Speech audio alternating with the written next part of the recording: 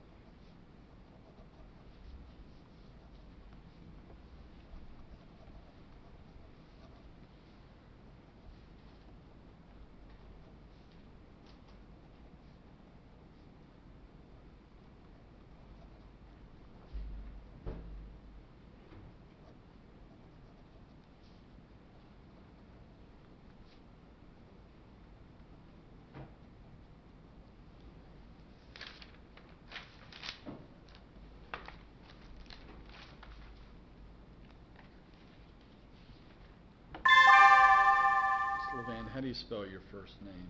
E-L-I-S-S-A.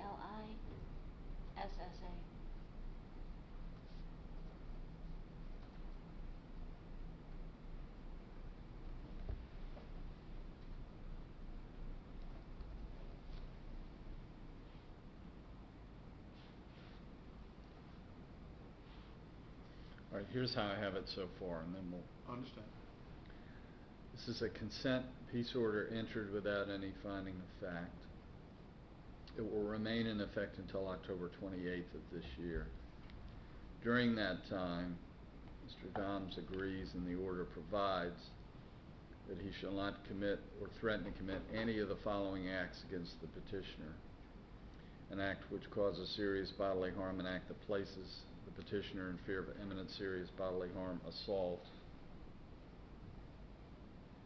false imprisonment, harassment, stalking, trespass, or malicious destruction of property. He's not to contact Mr. Deutsch by any means or harass him. He's to stay away from his residence, wherever that may be. And then he shall stay away from, and I put petitioner's place of employment, and then I put C addendum. The addendum now contains 3 parts. 1, respondent will make no threats, real, imagined, or implied against the petitioner. 2, respondent shall stay away from Bowie City Hall, except that he may make an appointment with city employees in order to conduct legitimate business at that location. 3, respondent is to have no contact with the city manager's office. Instead, he shall communicate with the city attorney, Alyssa Levan. Now, do I have it right so far? I would, on the first addendum, I would say threats of violence. I mean, he may threaten to have his job removed, but or encourage people to do that. Okay. Is that all right, Ms. Levan? That was actually what I wrote down. I'd like not to make any exception for anything that could be characterized as a threat. If what you're suggesting is that he wants to make clear that he retains the right to engage in political advocacy, I'm okay with that. But when you make an exception that says I can threaten X, that causes me concern. But you also need to remember that he's prohibited earlier from harassing the petitioner, which would fall into, I think we have it covered. I mean, his political speech should be preserved, even if Mr. Deutsch doesn't like it. But that's why I said threats of violence is what we were talking about. Okay. That's my understanding of the concern. What else did you want me to add?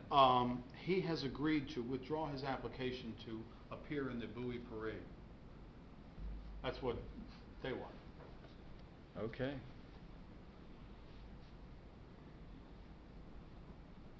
And in the spirit of cooperation. What were you just going to walk down the street? Yeah, you can speak. Are you going to be afloat? What? Thank you, Your Honor. My family is celebrating our 50th year in the city of Bowie. We're Pioneer Original. Why don't we focus on the question that I asked you? So I was going to be in a car. Huh? I was actually going to have one of my family members drive the car, and I was going to walk the parade and shake hands and talk to my community. That's it, okay. This petition.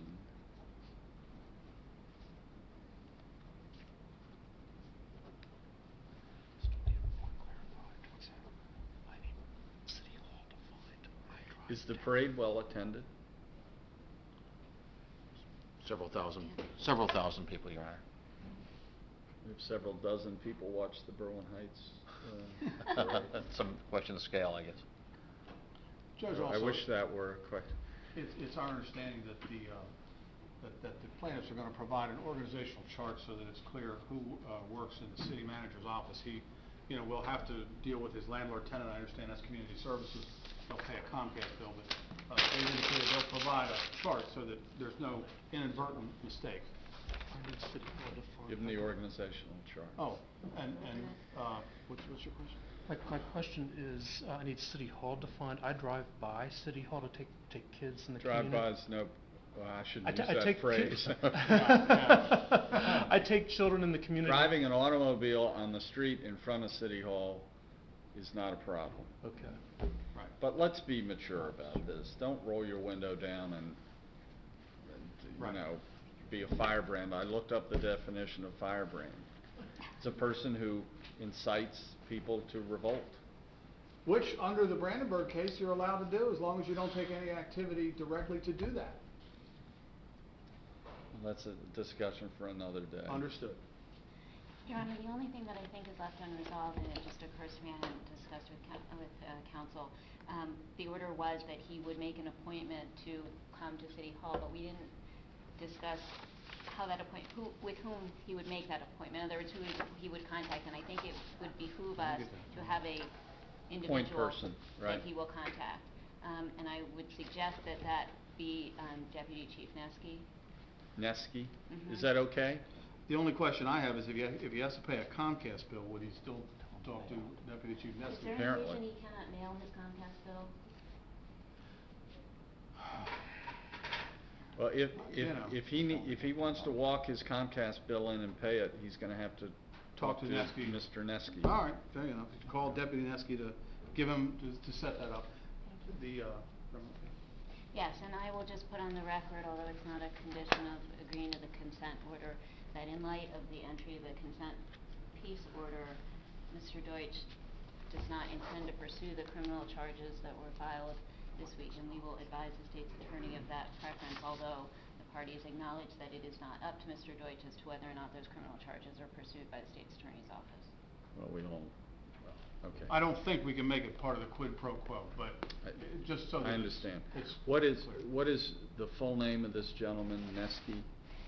John Neske, N-E-S-K-Y. I'll put via John Neske, N-E-S-K-Y.